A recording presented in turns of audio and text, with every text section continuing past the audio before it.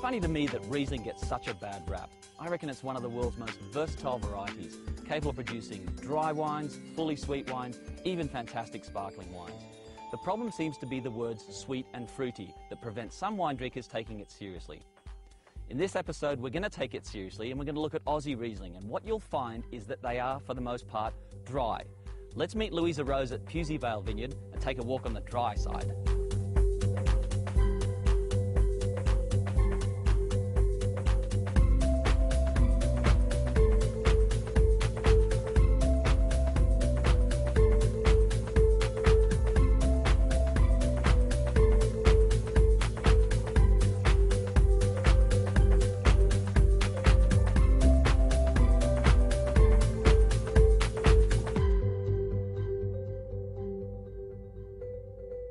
Hey, how you doing? Good, Mark. How are you? Good, lovely Good to see you.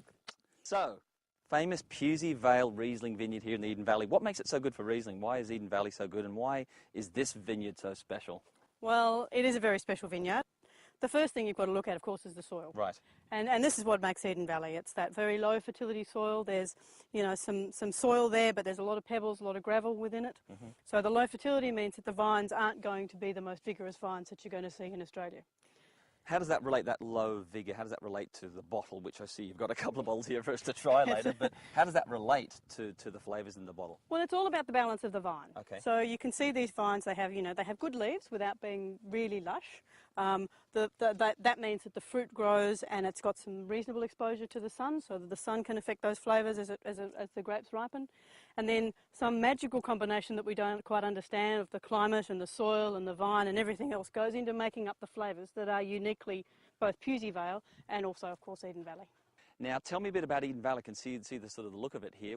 Well, Eden Valley is a region within the Barossa, and the Eden Valley are the, even though it's called a valley, are the hills around the north and the eastern side of the Barossa Valley. So Right. the two regions, Barossa Valley and Eden Valley, together make up the Barossa. And we're high here, we're about 500 metres above sea level, and just over there you can see, in fact you can see the Barossa Valley floor.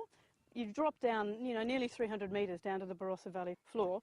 That makes a big difference in terms of the temperatures, particularly at night.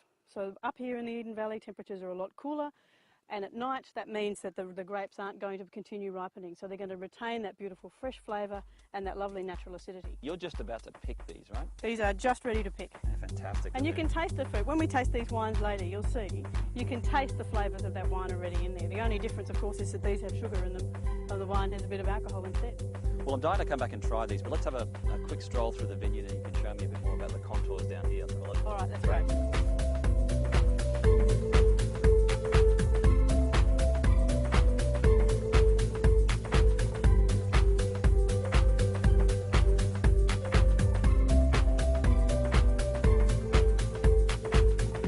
The thing I love about Riesling is that you taste these here and it's just about to be, like you can get that kind of flavour and that purity, and there's really not much you as a winemaker do to mess with this, is there? There's nothing. What we look for is when we come out to taste the grapes is to look for those real lemon and lime flavours that are so classic of the Eden Valley.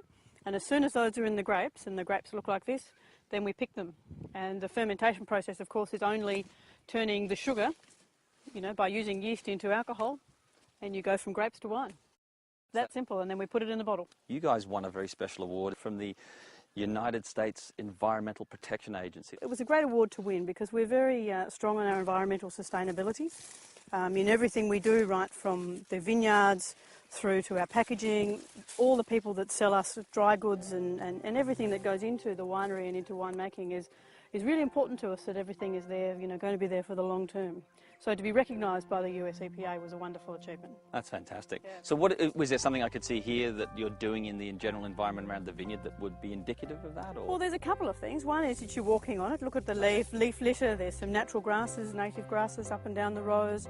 There are lots of eucalyptus trees and other shrubs around the vineyard, and all of that goes into making up the natural biodiversity of the vineyards. And when you have that biodiversity, you've got lots of different plant types, as well as grapevines, of course. You've got lots of different insects, lots of different animals around, and when everything's nicely in balance, then you don't need to be so interventionist in your vineyard. So there'll be a few pests here, you know, a few insects that we don't want, but there's lots of birds around that are going to eat them. And so you get that great balance, and therefore we don't need to come in and use very many chemicals in our vineyard. So the grapes are much more natural, you know, we think they taste better because of that, and the inputs to the environment are a lot less. And if we eat too many of these grapes, there'll be no 2009 Riesling left.